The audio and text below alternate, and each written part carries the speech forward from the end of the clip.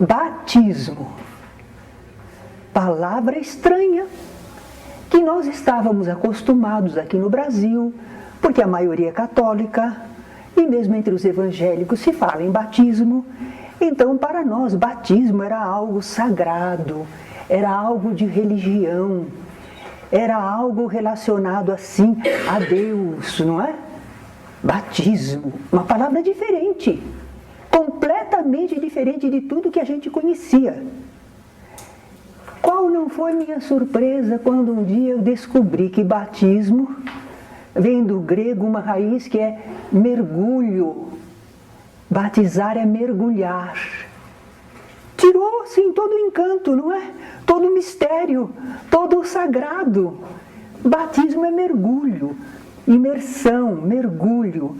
Bom, a gente sabe que aqueles povos antigos, a gente vê através de filmes também, não é? Os filmes, quando mostram aquele pessoal antigo, aquelas religiões, sempre tem cerimônias em que as pessoas se banham, até com perfumes, elas passam perfume para cultuar as suas divindades, para prestar culto aos seus deuses. Então nós vemos que o batismo, apesar de ser uma prática antiga, o mergulho nas águas para cultuar os seus deuses, ele surge no cristianismo.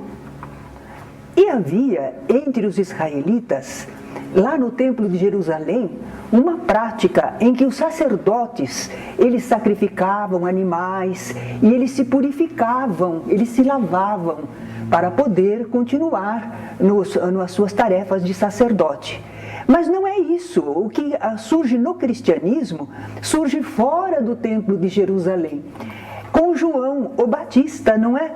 Justamente chamado o Batista porque ele mergulhava. João o que batiza, João o que mergulha as pessoas na água, não é?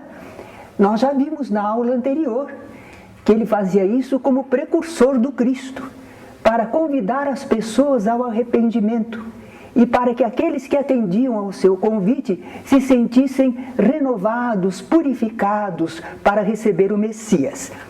Até aí nós sabemos, não é?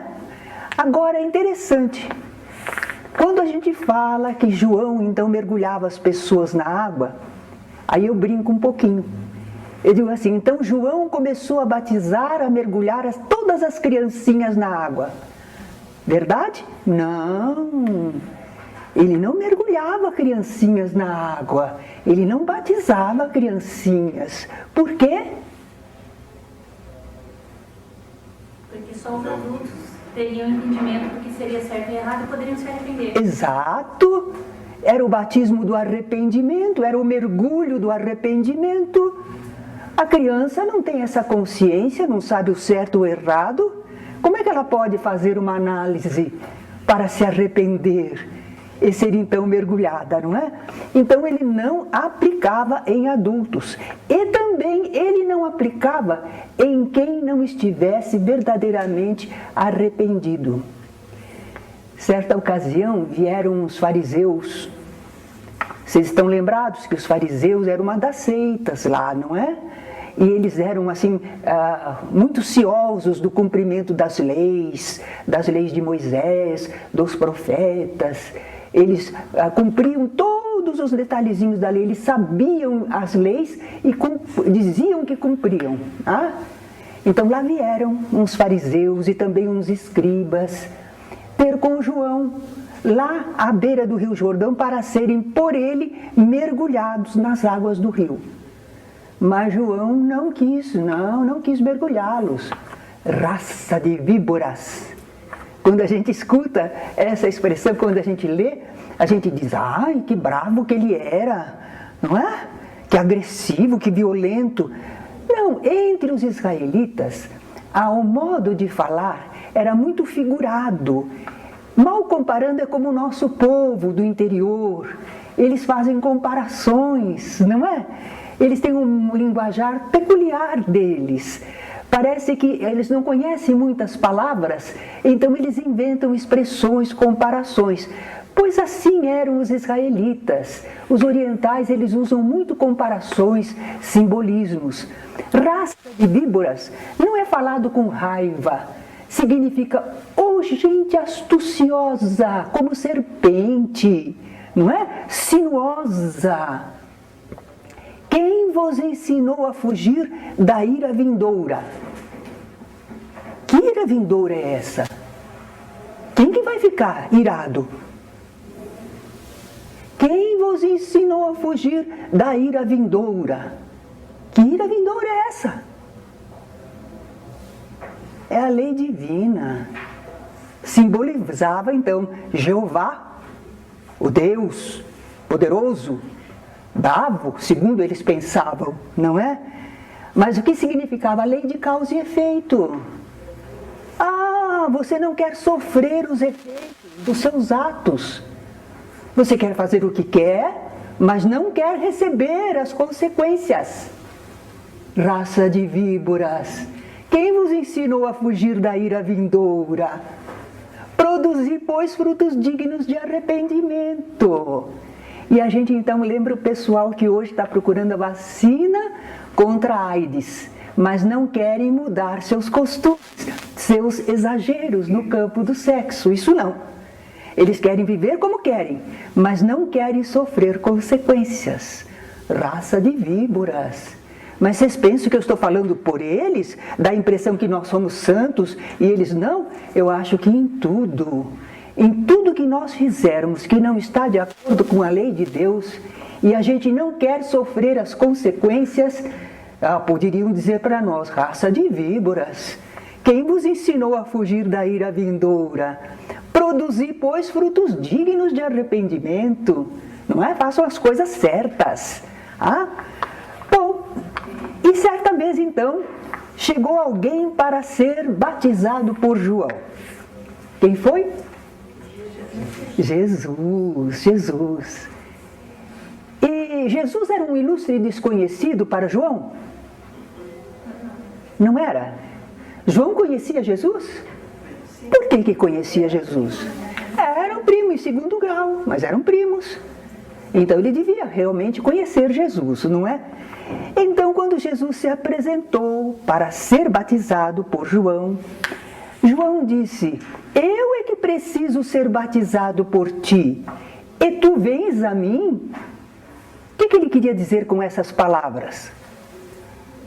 Ele sentia maior pureza em Jesus do que nele. Isso entre os dois, ele conhecendo Jesus, pessoa de bons costumes, fraterno, que ajudava as pessoas, e ele, João, um pouco enérgico, né? Era o tipo dele ainda, né? Então, entre os dois, ele dizia, eu que preciso ser mergulhado por ti, e tu vens a mim, não é? Mas o que respondeu Jesus? Deixa por agora, porque nos convém cumprir toda a justiça. De que justiça ele está falando? A lei de Moisés e os profetas. Sempre Jesus está se referindo, quando ele quer falar da lei, do que aquilo que eles já conhecem, das leis divinas, ele fala a lei e os profetas. A lei são os livros de Moisés, né? os ensinos dele. E os profetas eram os mensageiros, os médiuns, que recebiam mensagens. Eles tinham seus médiuns, que eles chamavam de profetas, não é? Então, cumprir toda a justiça significava, vamos cumprir tudo que está lá na lei, nos profetas, porque havia profecias sobre o Messias.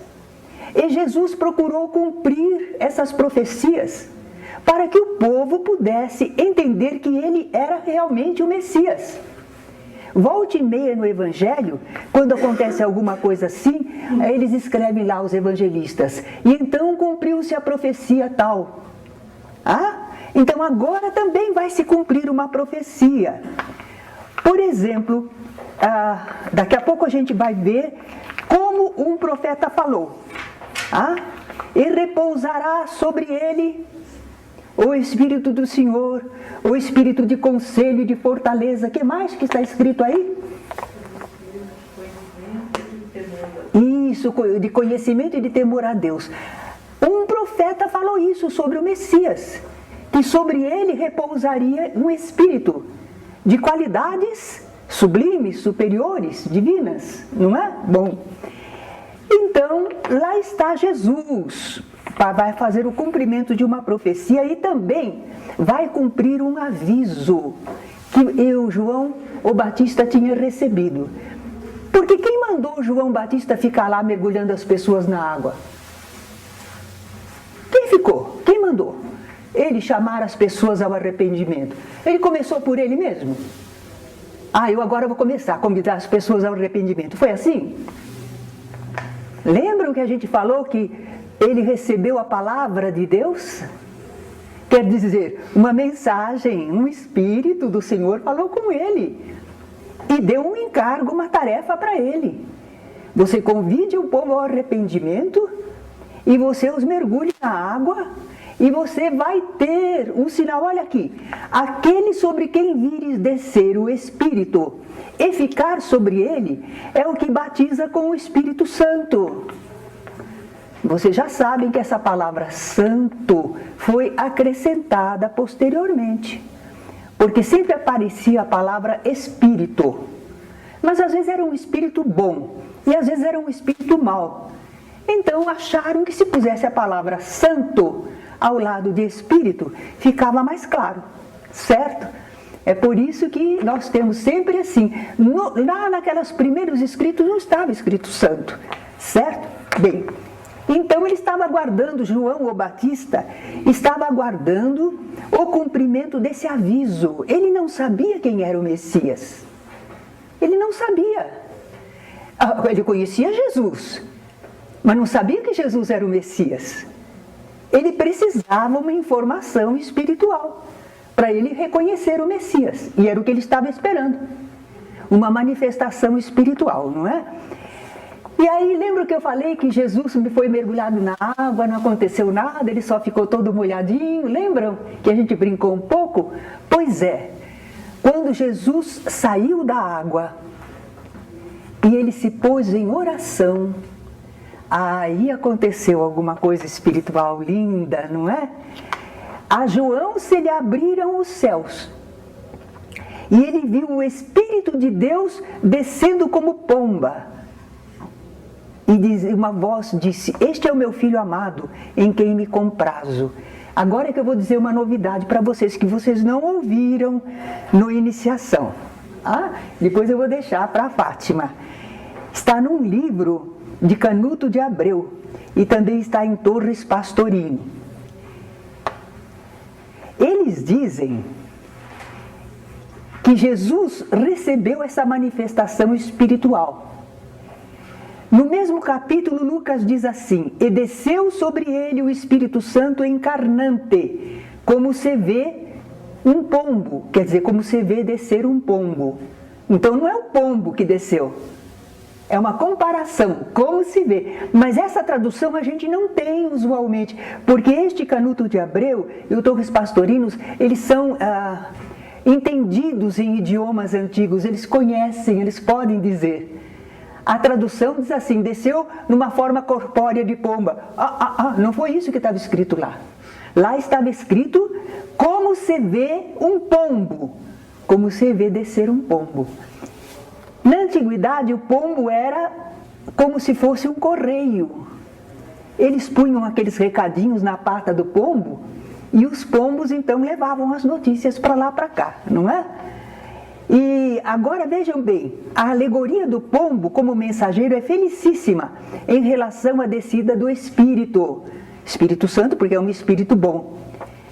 Então, eles acham que houve ali uma manifestação espiritual que foi o sinal para Jesus começar a sua tarefa, não é? Lucas diz com todas as letras gregas: somaticou, encarnante. O Espírito encarnante em Jesus. Envolveu Jesus, manifestou-se em Jesus, não é? E o João também, quando ele começa o seu evangelho, ele diz assim: no princípio era o Verbo, e o Verbo era Deus, e o Verbo se fez carne e habitou entre nós. Ele fala de espiritualidade se manifestando entre nós aqui na terra. A palavra espírito em Galileu era feminina, daí pomba, E também daí a lenda de que uma pomba apareceu sobre a cabeça de Jesus. Então a gente está sabendo que não foi um animal, uma avezinha. Não foi. É uma comparação. Como? Certo? Muito bem. A palavra espírito é feminina, hein? No idioma galileu, dos galileus. Bem, agora vamos continuar. Então aconteceu esse fato. Diante desse fato, o que João entendeu? Que Jesus era o Messias. O primo dele era o Messias. Ele não sabia, agora ele sabe. E aí ele começou a testemunhar: eis o Cordeiro de Deus que tira o pecado do mundo. A gente já comentou isso, não é? Porque senão a gente vai ficar com essa ideia. O Cordeiro que era Jesus sacrificado, o sangue de Jesus salva. Vamos entender direito, né? Realmente ele era alguém manso, e que veio para se imolar. Ele deixou páramos celestiais e veio aqui viver entre nós, sofrer os problemas, as agressões, para mostrar para nós como é o caminho para Deus, como é que se vive, as coisas que se deve fazer, como se deve tratar o semelhante. Ele é um mestre, ele veio para isso. E até o mesmo sacrifício. Muitos missionários na terra sofreram sacrifícios. A gente não os admira por isso? Então é natural, o povo não entende, na sua ignorância agride. Eu gosto de comparar com Gandhi, porque Gandhi foi um grande líder, libertou o povo hindu da opressão dos estrangeiros, e o pessoal dele mesmo acabou matando ele. É incompreensão, é ignorância, interesses, como aconteceu com Jesus, certo? Então Jesus é o Cordeiro de Deus. Ele não feriu ninguém, ele não maltratou ninguém, ele não agrediu ninguém. Por isso é comparado com um cordeiro. E eles tinham sempre a imagem assim, do cordeiro que era aceitável para fazer sacrifícios a Deus. Então o simbolismo para eles era muito importante, não é? E que tira o pecado do mundo. O quê? É milagroso? Como é que ele tira o pecado do mundo? Não é? O mundo continua cheio de pecado, não continua? Como é que ele tira o pecado do mundo? Bom, é aquilo que ele disse na sua tarefa. Eu sou o caminho da verdade e da vida. Se alguém quiser me seguir, renuncie a si mesmo, tome sobre si a sua cruz e siga-me. Caminho ele era, mas a pessoa precisava seguir, não é? Então quem seguisse Jesus se livrava do pecado, saía do pecado, saía do erro, saía da luxúria, da inveja, da agressividade, da ambição, saía de tudo, porque a gente encontra o caminho para o bem, para o perdão, para a fraternidade, para o cultivo das virtudes, não é? A gente se salva do pecado. A gente sai do erro. Essa palavra pecado também convém, ultimamente estou falando muito isso. Mas é muito importante. Pecado. Você pecou contra Deus. Você ofendeu a Deus. Vocês acham que a gente pode ofender a Deus? Deus é sabedoria suprema, inteligência suprema. Nós ofendermos a Deus? Ele não se ofende, ele nos criou, ele sabe que nós somos espíritos em evolução, né? Dos nossos conceitos errados, mas é um modo do pessoal falar. Isto não está bem diante da lei de Deus. Pecado. Agora a palavra pecado significa pecadere, cair o pé, falsear. Você falhou, hein? Você deu um passo em falso, hein? Certo? É isso que é pecado. Por isso, no movimento espírita, a gente não usa a palavra pecado, como a gente não usa milagre. Se falar milagre, parece que é derrogação das leis divinas. Isso não existe. Se falar pecado, dá a impressão que a gente ofendeu a Deus. Não dá, não pode. Então a gente usa falha, imperfeições, as nossas imperfeições, os nossos erros, mas nós não dizemos nossos pecados. Às vezes a gente pode falar para o povo entender e a gente logo explica em seguida. Mas a gente não usa.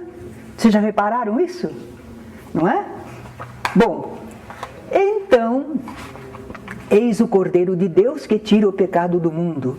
Eis o mensageiro divino, o Messias, que vai nos mostrar um novo caminho, não é? Para sairmos dos nossos erros. Eu não o conhecia. É por isso que a gente pode afirmar que João não conhecia Jesus como Messias.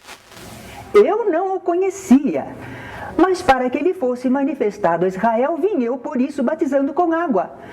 Ele estava esperando, hein? Ele estava ali, mergulhando as pessoas na água, mas o objetivo era esperar que viesse o Messias e houvesse uma manifestação espiritual. Agora já houve. Já aconteceu. Se ele estava ali mergulhando as pessoas na água para dar esse sinal, para reconhecer, já aconteceu. Precisa continuar o batismo de água? Já cumpriu o seu papel, não cumpriu? A rigor não precisa mais. Tudo bem. Jesus tinha quantos anos? Cerca de 30 anos. Foi quando ele aparece. Jesus, diz um dos evangelistas, estava com cerca de 30 anos. E não sei se eu já comentei aqui que o homem, para aparecer em tarefa pública, precisava ter 30 anos de idade. Certo? Aos 13 anos, ele era um cidadão. Já era um homem, recebia a bênção da virilidade. Mas aos 30 anos, ele podia fazer tarefas públicas. Então Jesus estava aguardando o tempo certo. Então ele estava com cerca de 30 anos quando começou toda esta manifestação. Até aí ele estava quietinho, discreto. Bom, agora eu pergunto a vocês, Jesus batizava com água? Jesus mergulhava as pessoas na água? Não. Não. Vocês têm certeza que não? Nunca achamos onde. Nunca achamos onde? Eu achei onde está afirmado que Jesus não batizava. Olha aqui, está em João capítulo 4, versículos 1 a 3.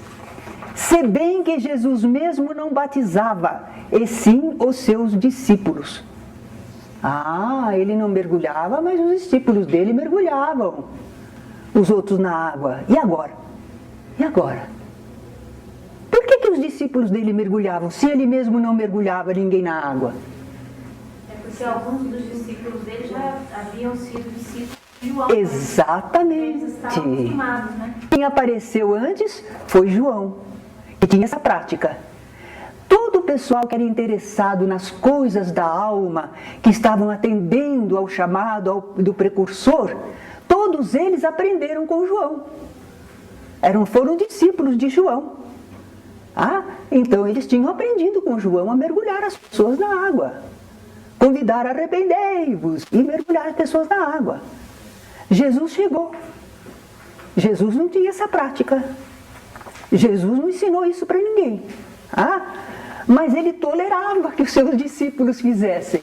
Parece até que a gente pode enxergar, não é? Quando, por exemplo, nossos companheiros estão chegando no iniciação. No iniciação nós somos espíritas, estamos ali dirigindo, a gente sabe que não precisa de nada exterior, que não tem fórmula para oração. A gente sabe tudo isso, mas os que estão iniciando sabem? E de repente uma pessoa lá mesmo no nosso ambiente faz assim. A gente vai escandalizar, brigar com a pessoa? Vai. A gente continua ensinando, daí a pouco a pessoa, né? Com os ensinamentos, com o costume, ela vai percebendo, não é? Então Jesus tinha essa compreensão com os discípulos dele que estavam saindo de João, e ainda tinham certas práticas. Com o aprendizado junto a Jesus, mais tarde, eles iriam se desapegando de tal costume. Jesus não mergulhava ninguém na água. Por quê? Porque ele trazia 2 outros batismos. Foi o próprio João que disse: Ele vos batizará com o Espírito Santo e com fogo. Vai fazer churrasquinho da gente. Não é? Vai mergulhar a gente no fogo. Mas é tudo simbólico, não é? Fogo. Essa é uma prova de fogo. Você vai mostrar se gosta de mim. O que é que a gente entende? Uma experiência difícil para a pessoa testemunhar. Então nós podemos realmente entender esse batismo de fogo que Jesus trazia. É porque ele convidava as pessoas a uma atividade. Ouvistes que foi dito, eu porém vos digo. Ouvistes que foi dito, amar o próximo e odiar o inimigo. Eu porém vos digo, amai os vossos inimigos. Ui, que prova de fogo! Será que a gente passa por essa prova? Hã? Então, o que Jesus trazia, a proposta de Jesus, era um desafio. Era a prova de fogo para ver se a gente realmente queria o bem. Se a gente conseguia entender a lei de Deus, não é? Nós não estamos passando por prova de fogo. O planeta é um planeta de provas, não é? Nós estamos aqui. E justamente esse esforço e luta maior dentro da própria pessoa é uma prova interior. A água era por fora, mas esse fogo é por dentro. E purifica mais. É muito mais purificador, não é? Então Jesus dizia assim, eu vim para atear fogo à terra, incendiário. Eu vim para atear fogo à terra.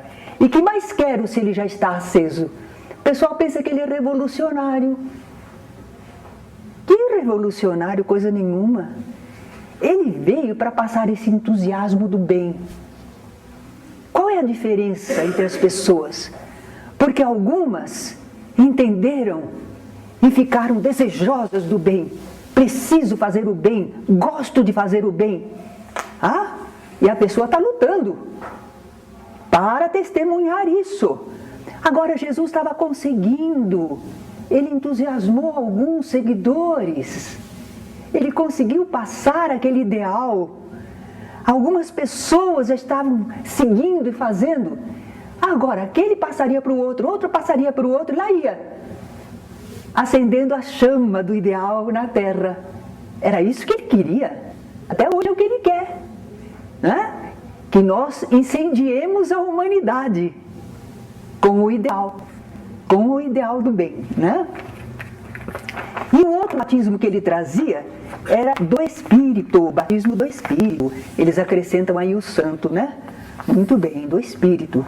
O que é esse batismo do Espírito?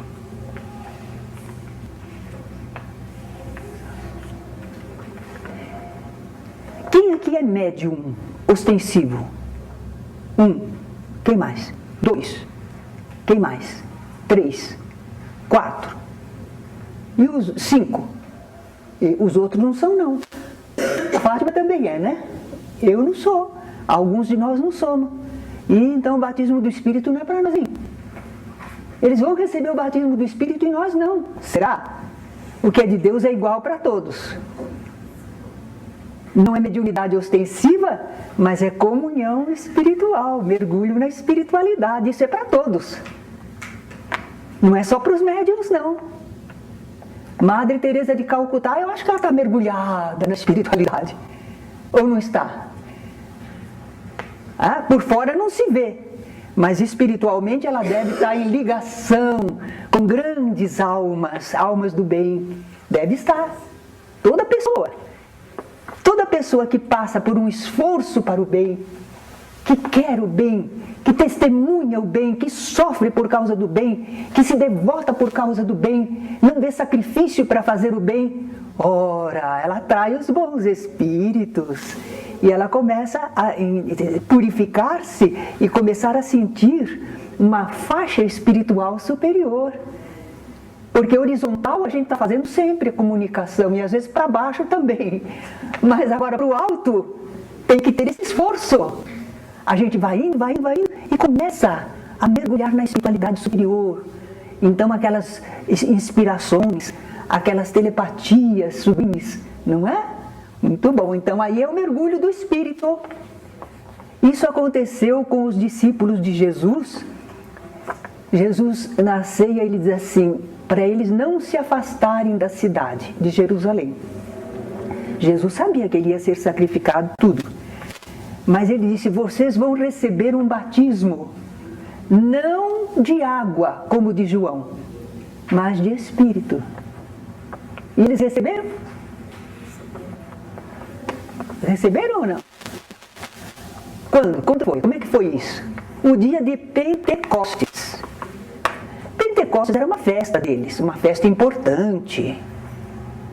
O pessoal vinha de longe para participar das festividades, romarias. No templo havia grandes comemorações. Então era um grande feriado, era uma movimentação muito grande. A cidade de Jerusalém ficava cheia de pessoas de várias localidades, de outros países. Era uma grande festa, o templo era em Jerusalém. Então vinha todo mundo para Jerusalém, né? E aconteceu, isso aí é um episódio muito lindo. E infelizmente aqui a gente tem mais de 1 hora, a gente pode contar devagarinho, não é? Quem conhece o episódio do dia de Pentecostes? Não, ali não conhece. Quem não conhece? Então vamos contar com mais gosto ainda. Está narrado isso em Atos dos Apóstolos. O que é Atos dos Apóstolos mesmo? É um dos livros do Novo Testamento que conta o que os apóstolos fizeram depois que Jesus já tinha partido para o lado de lá. Esse foi um episódio. Jesus já estava do lado de lá. E eles estavam lá em Jerusalém, aguardando o cumprimento dessa promessa de Jesus. Ele disse para não saírem da cidade. Eles não saíram, eles ficaram lá, no cenáculo, não é? Lá que eles se reuniam. E eles ainda tinham muito medo, né? Eles ainda tinham medo da perseguição, eles estavam lá reunidos. E aí, houve uma manifestação admirável. O pessoal, quando faz os filmes, eles não entendem, né? Então eles fazem assim, eles estão lá naquele salão e vem um vento e abre as janelas e porta e bate tudo. Vocês já viram? Já viram? Mas não houve vento nenhum. Por que eles fazem aquilo? Bom, fica mais teatral, mais cinematográfico, mas não é verdadeiro. Porque não houve vento nenhum.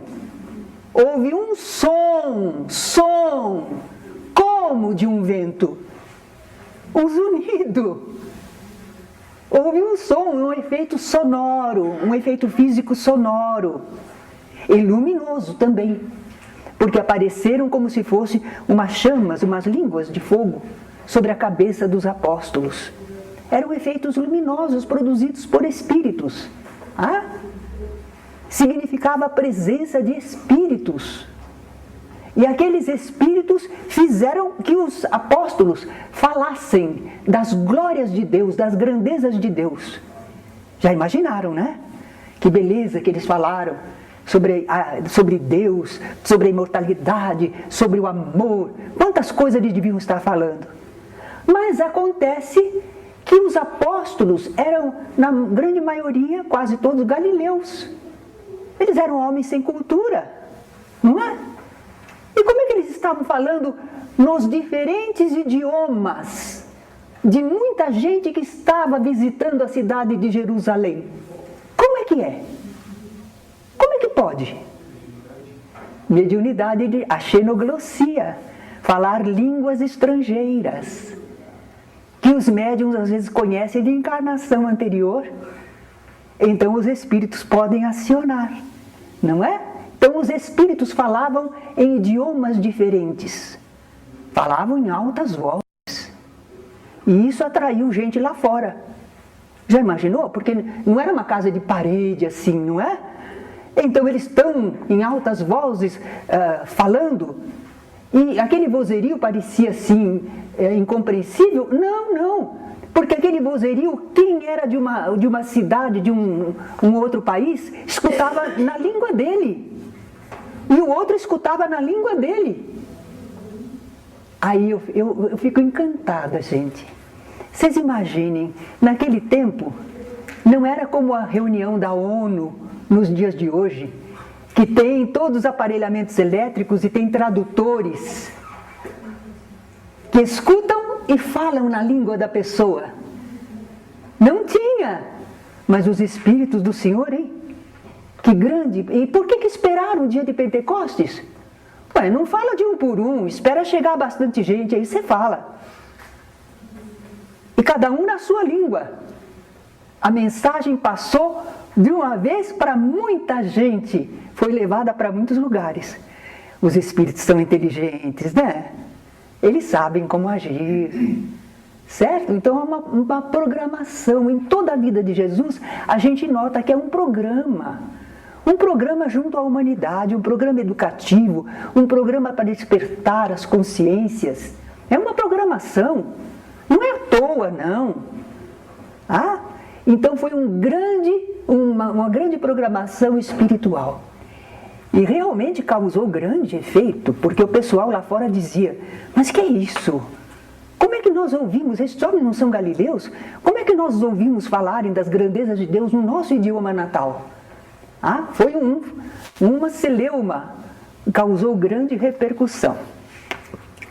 Mas, além disso, apesar disso, os apóstolos talvez ainda tivessem o costume de batizar com água, de mergulhar na água. Mas eu tenho que contar para vocês um outro episódio muito bonito também, que está em Atos dos Apóstolos. Olha que livro importante. Olha que livro importante. Pedro estava numa localidade, acho que era Cesareia, não é? Cesareia. Ele estava na região lá da Cesareia e havia lá um centurião romano chamado Cornélio. Centurião, vocês sabem, é um homem, um militar romano que comanda 100 soldados. Tem sua importância, hein? É um centurião. Mas esse homem era muito bom. Porque nós achamos que se é romano é mau? Tem gente boa em toda parte. E esse homem, a gente vê que ele era bom porque ele estava orando. E lá a gente aprende que ele era bondoso. Ele era muito fraterno. Ele procurava ajudar as pessoas. E ele estava orando quando ele viu um mensageiro do Senhor, um anjo, um mensageiro espiritual. Olha como ele era merecedor. E falou para ele para mandar buscar Pedro numa cidadinha ali vizinha. E ele mandou 2 soldados dele ir buscar. Agora imagine Pedro, ainda tem perseguição aos cristãos, aos seguidores de Jesus, e chega 2 soldados romanos. Ele vai? Ele não iria não. Porém, o plano espiritual sabe como faz as coisas. Um mensageiro disse para Cornélio, manda buscar. Mas outro mensageiro já foi lá falar com Pedro. E fez um simbolismo para Pedro, né? Porque Pedro achava que os romanos eram impuros, gentios, estrangeiros. Mas aquela mensagem dizia, não faças tu impuro o que Deus purificou. Ele ficou meditando naquilo, aí chegaram os soldados de Cornélio. E aí a voz falou de novo para Pedro, vai com eles. Aí Pedro foi. Ele tinha recebido para não fazer impuro.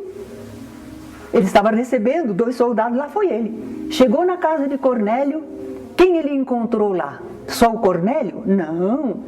O Cornélio reuniu a família, os agregados, todo mundo, para ouvir o mensageiro que o anjo tinha anunciado para ele. E Pedro, então, começou a falar sobre Jesus. Mas na hora em que Pedro começou a falar de Jesus, da sua vinda, que ele era o Messias, o que aconteceu? O que aconteceu naquele pequeno agrupamento? Várias pessoas ficaram mediunizadas. Elas foram envolvidas espiritualmente e falavam. Os espíritos através dela falavam das coisas divinas. Quando Pedro viu aquilo, ele depois então concedeu o batismo de água, ele mergulhou eles na água. Mas quando Pedro voltou para o seu agrupamento, o pessoal de lá não gostou não. É esse problema das nossas intolerâncias, né? Nossas separações. O pessoal de lá disse assim, como, Pedro?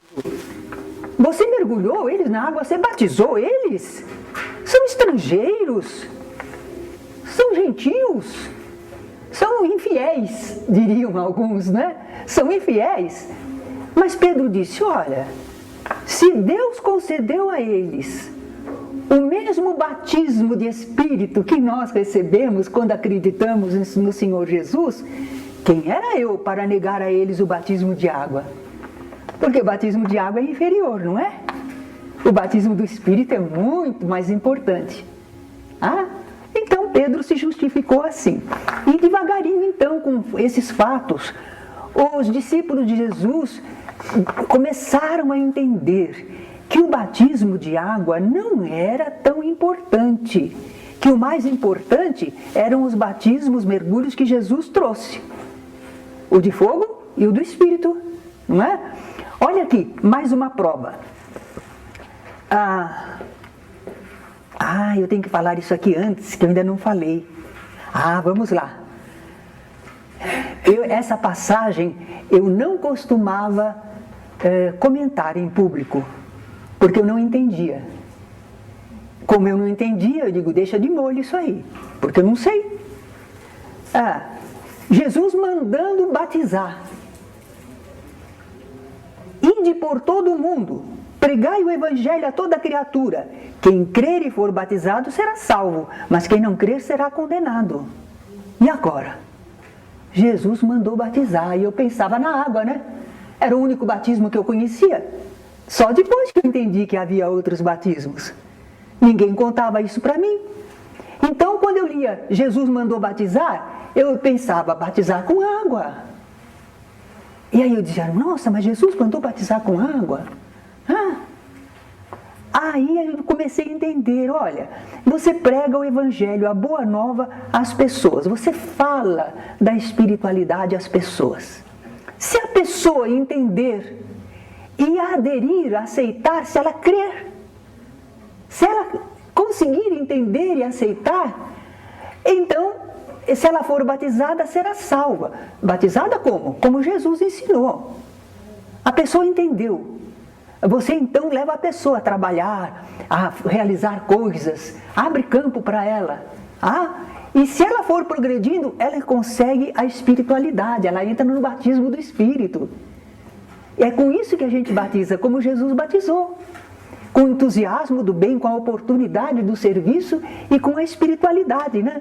Agora, quem não crer será condenado. Você falou das coisas espirituais, você explicou, você convidou, mas a pessoa não se tocou. Não entendeu, não gostou, não aderiu. Coitada! Ficou presa nos seus costumes, nos seus pensamentos, nas suas ideias. Já está condenada a sofrer as consequências da sua ignorância. Não é? Não seria só o batismo de Espírito, seria o batismo de fogo propriamente. Também, os dois que ele trouxe. De ultrapassar as barreiras dos erros. Batizar como ele batizou.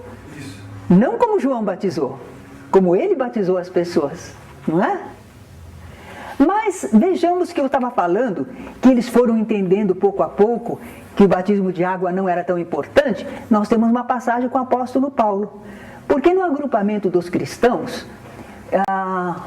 havia alguns que diziam, eu sou de Apolo. Apolo era um homem daquela ocasião lá, né? E outros diziam, eu sou de Paulo. Por que essa diferença? Porque uns tinham aprendido com Paulo a mensagem, outros tinham aprendido com Apolo. Aí então Paulo disse assim, olha, para que essa divisão, não é? Olha, se eu batizei alguém, porque eles achavam assim, né? Quem me batizou foi Paulo, outros diziam, quem me batizou foi Apolo. Mas Paulo disse assim, olha, se eu batizei alguém, um ou dois, em verdade foram poucos, porque Cristo me enviou não para batizar, mas para evangelizar. Paulo entendeu direitinho, né? Cristo me enviou não para mergulhar as pessoas na água, mas para evangelizar, passar a ideia, convidar ao bem. Então, no começo, Paulo aprendeu com os outros e talvez mergulhou 2, 3 pessoas na água, depois ele deixou essa prática. Cristo me enviou não para batizar, mas para evangelizar. Certo? Tudo bem. Então, por que nós temos ainda o batismo de água? Quando a gente lê tudo isso e entende, a gente diz assim, nossa, mas então, por que continua com o batismo de água no cristianismo? Não é? Bom, uma das razões é que as pessoas estão acostumadas a expressar a sua espiritualidade, sua religiosidade com atos materiais. Isso não vem só de agora, não. Vem de muitas encarnações, porque todas as religiões de que a gente vem, todas as práticas religiosas, desde os povos mais primitivos, a gente sempre fazia coisas materiais. Levava oferenda para os deuses, sacrificava alguém para agradar os deuses, sacrificava animais para... Era tudo material, não era? Dançava para os deuses. A gente fazia alguma coisa material. E a gente sempre fez isso através das religiões. Então, quando chegaram a encontrar Jesus, que não estabeleceu nada material para fazer, não, Jesus não ensinou nenhuma prática material. Ensinou a orar, ensinou a servir, ensinou a perdoar, tudo coisas espirituais. Mas ele não deixou nada material de prática para cultivo das coisas espirituais. Não, ele não. Imagine se Jesus ia fazer isso, não é?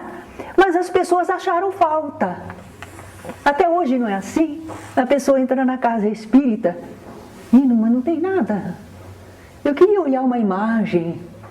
Olha, eu queria uma imagem sagrada para eu ir lá, tocar a imagem, para trazer para mim a força dessa imagem, que é sagrada. Não tem. Na casa espírita não tem. Nas práticas espíritas não tem. Então, quando começou o cristianismo com os apóstolos e não tinha nada, nem o batismo de água não tinha mais, eles estranharam e eles vinham de outras religiões. No livro A Esquina de Pedra mostra bem isso, né? O pessoal vinha de outras religiões, entrava no cristianismo, no movimento cristão, mas não tinha nada. Eles começavam a enxertar. Infiltraram no cristianismo rituais, fórmulas, vestes especiais. E o tal de batismo de água, em vez de acabar, porque serviu para João testemunhar, identificar quem era o Cristo. Mas esse era o objetivo, já foi. Então ele não tinha importância esse batismo de água, mas assumiu uma importância, não é? E a necessidade de arrependimento? Bom, isso aí ficou meio diluído, né? Desejo de renovação? Não. Agora, ainda tem um significado de iniciação, admissão solene a uma religião. Então, você foi batizado em qual igreja? Na igreja tal. Quer dizer, eu aderi a tal igreja. Eu faço parte daquela igreja. O batismo hoje é isso, não é? Eu pensava que, porque eu aprendi o catolicismo, eu era menina. Então, há 65, 68 anos atrás, a gente aprendia na igreja católica que o batismo era para tirar o pecado de origem, o pecado original. Hoje eles não falam mais isso. Hoje eles dizem que é para aderir. É a porta de entrada na religião, não é? Muito bem. Mas eles falavam pecado original. Só se for esse pecado original, Adão e Eva erram, pecam, falham com Deus. E a gente que está nascendo agora, milênios depois, a gente nasce com a mancha do que eles fizeram lá atrás. Não. Por isso eles precisaram acabar, né? Levou tempo, hein? Porque a gente aprendia assim, muito tempo eles falaram isso. Mas agora não falam mais. Mas sabe que no fundo tinha uma verdade? Cada criança que nasce, ai que inocentinha, é inocente? É um espírito vivido. Pode ser bom, menos bom, mal, mas é alguém que já viveu muito. Não é inocentinho, não. O corpo é novo, mas o espírito não é, não. Então, o pecado de origem não é Adão e Eva, é a humanidade. Então, a gente identificaria na criança, a criança é alguém que tem seus merecimentos e seus erros. Mas também, se ele tem algum problema do passado, vai sair com água. Ele tem raiva de alguém, inveja de alguém, ambição, egoísmo, vai sair com água? Não sai. Não sai. Não é? Então a gente está começando a entender. No catolicismo, eles mergulham crianças na água, por essa ideia de que seria pecado de origem. E agora eles dizem que é o primeiro dos 7 sacramentos da igreja, não é? A pessoa entra na igreja católica. Os pais já levam e já inscrevem o filho na igreja católica. Nas igrejas protestantes, evangélicas, eles fazem o mergulho para adulto. Eles são mais coerentes com o evangelho. Não é só que eles estão lá no batismo de João. É importante o batismo que Jesus trouxe. Bom, então agora nós vamos perguntar, e os espíritas? O que os espíritas então fazem em relação ao batismo? O espírita consciente não se batiza com água, não faz assim batizar os seus filhos, não adota essa prática no seu agrupamento espírita. Mas vocês de repente podem encontrar algum centro espírita que faz batismo, casamento. Vocês podem encontrar. Mas é erro das pessoas, não é da doutrina. É a mesma coisa que eles fizeram com o Evangelho de Jesus. O erro não é do Evangelho, é o erro das pessoas que fizeram a religião em torno.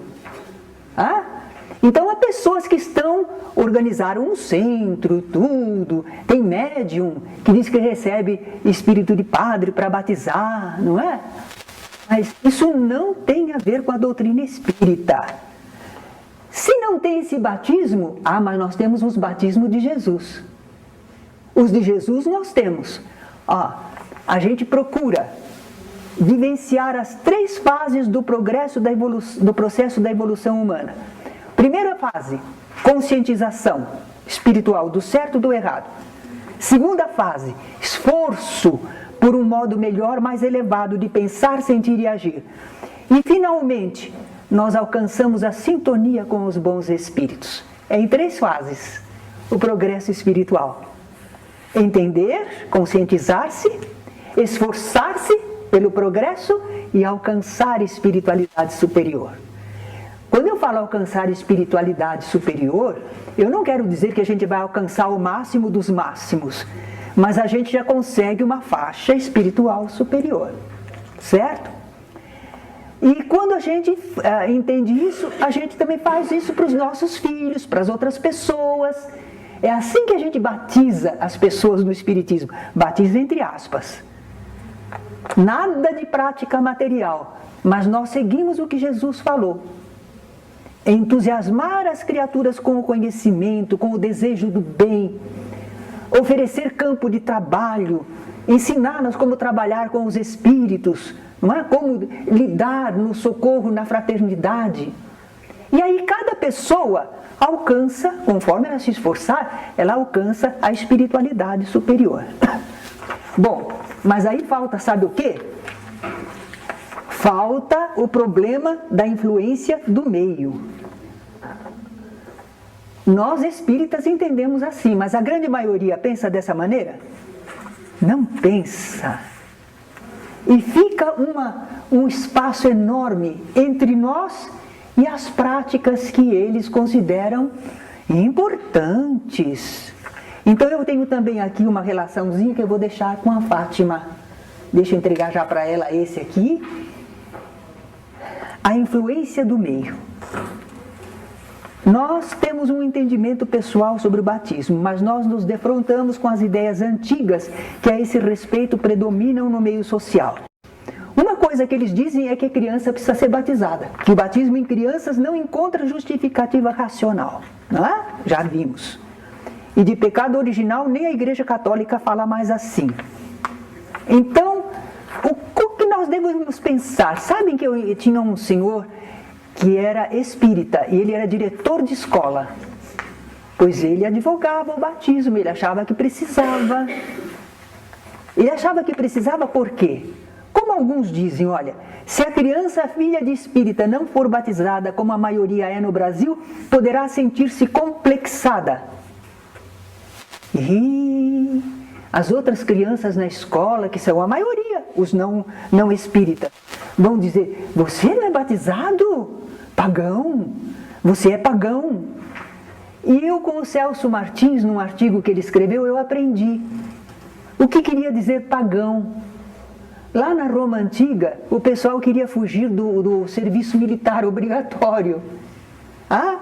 Então, quem queria fugir, os homens, eles fugiam para os campos, para os pagos. E aqueles que fugiam eram chamados de paganos. Fugiram para não servir no militar. Então, aquele que não se inscrevia na Igreja Católica, que eles achavam que era servir a Deus, estavam fugindo. Eram paganos. Então, pagãos. Era esse o sentido.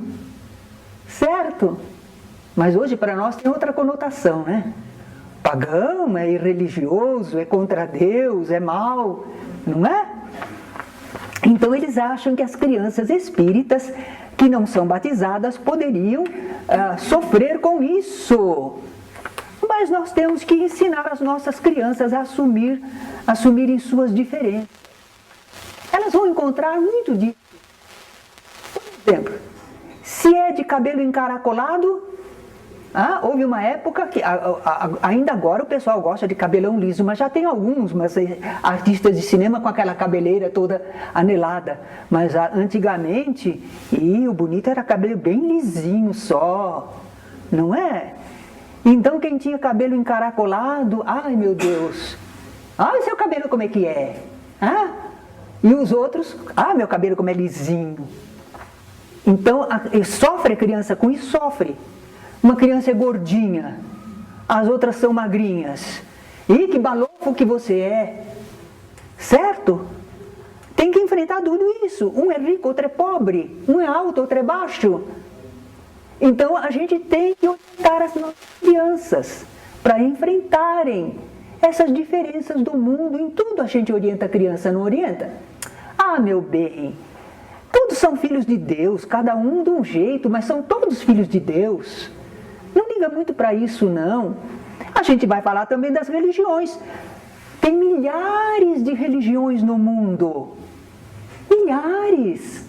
Aqui no Brasil é que só havia uma, que era predominante, imposta. Mas atualmente já existem centenas, não é? E pelo mundo todo são milhares. Então a gente diz, sabe o que é? Isso é da religião deles. Mas existem muitas religiões, a gente explica para a criança, os nossos filhos. Aí eles entendendo, eles não sofrem tanto com isso não, né? Mas pode acontecer o quê?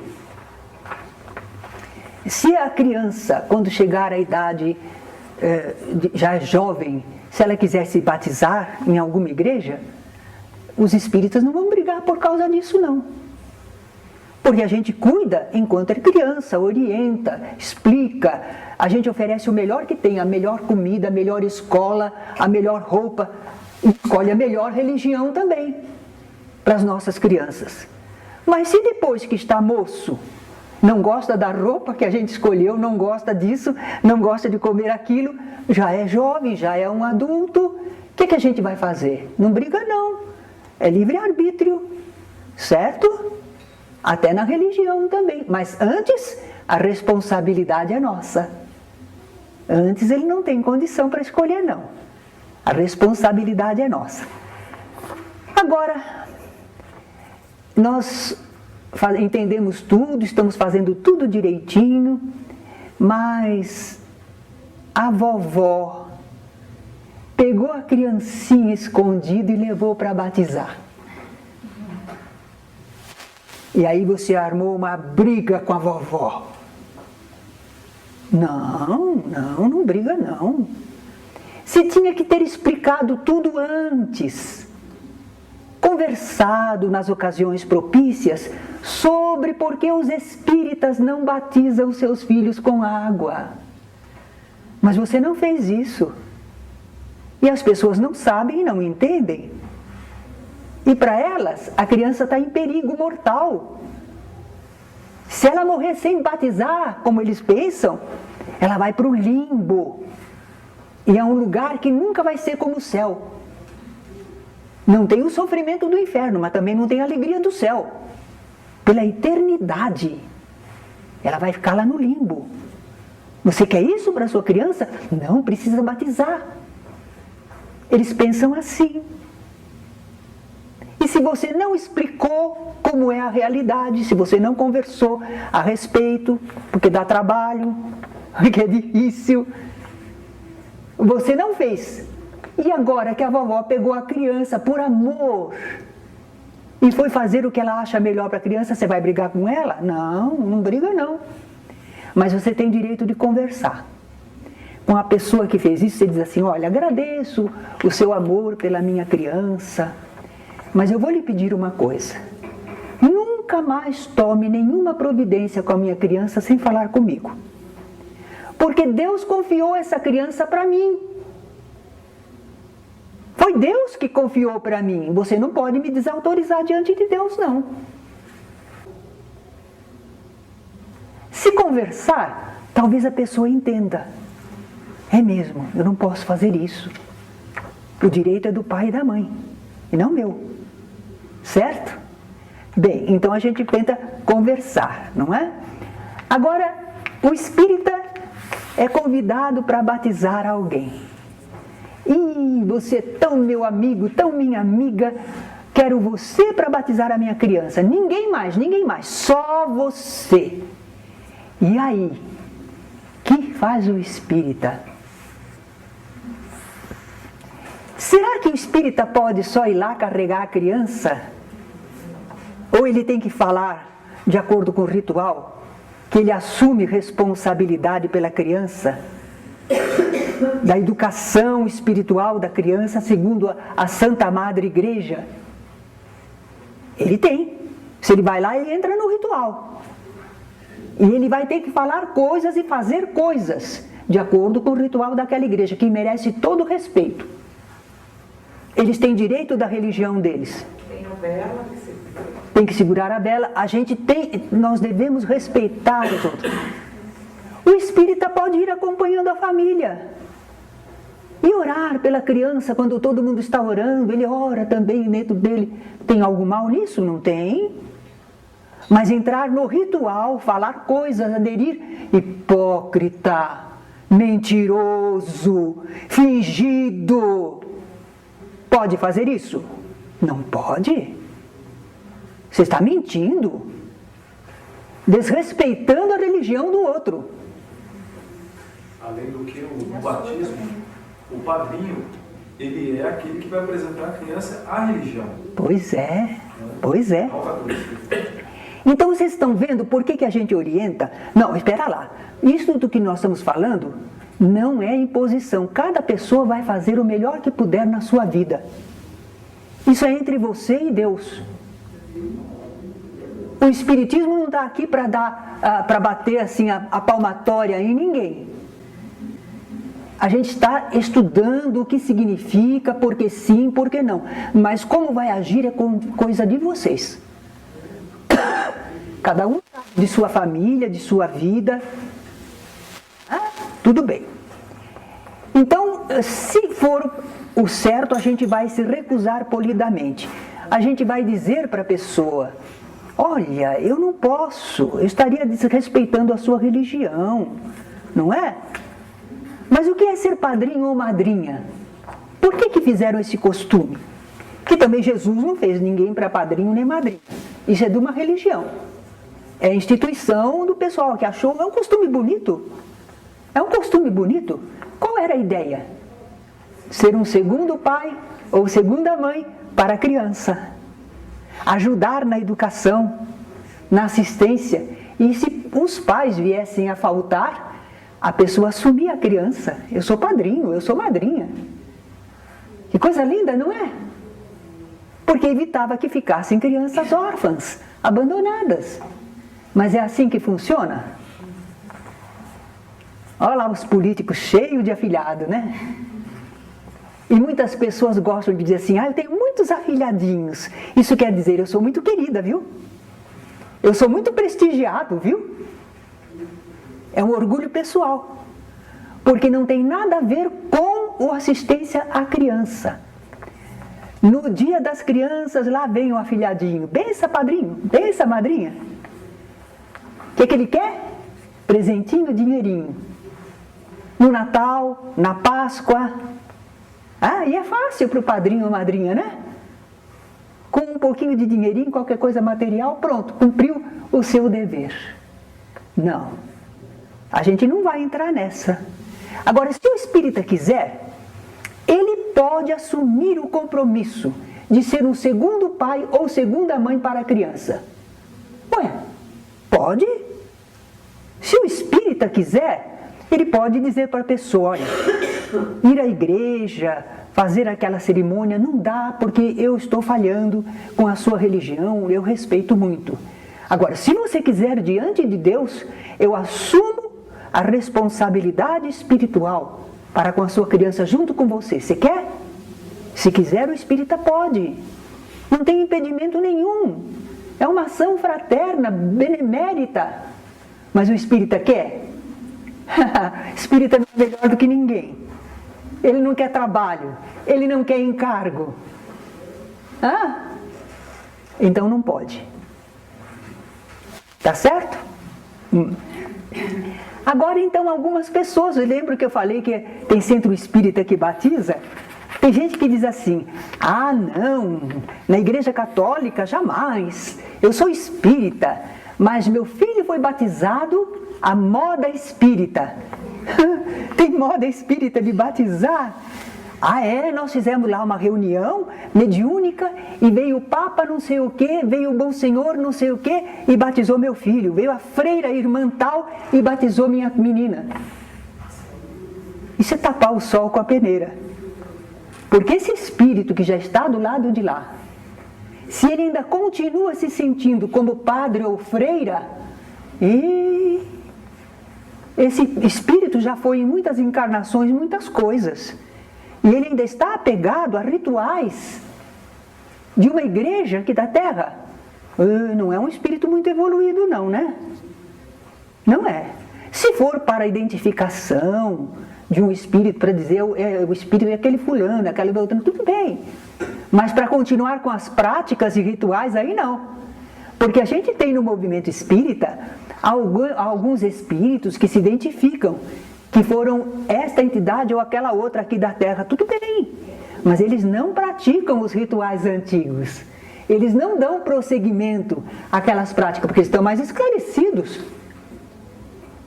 conservam a bondade, a fraternidade, a religiosidade, mas não aquelas práticas. Se conserva aquelas práticas, esse espírito não é muito evoluído não é? Então a gente tem que levar aos 3 mergulhos. Conhecer, entender, aderir, esforçar-se e alcançar comunhão espiritual superior, não é? Então, como vocês veem, este estudo que nós fizemos, o objetivo dele é só esclarecer, à luz da doutrina espírita, o que nós podemos saber a respeito do batismo, qual o significado, por que houve, o que Jesus fez, o que devemos seguir. Não é o objetivo nosso criticar, desmerecer ou impor de qualquer maneira a qualquer pessoa uma prática. Agora, a casa espírita não pode jamais aderir a práticas assim, porque em vez de estar libertando as consciências para práticas mais espiritualizadas, ela está conservando rituais. Não pode, nós temos que ajudar a libertar, não é? Conservar a essência o entendimento espiritual, a vivência espiritual, mas não as práticas exteriores. Não é intolerância, é uma questão de progresso, desenvolvimento intelectual e moral.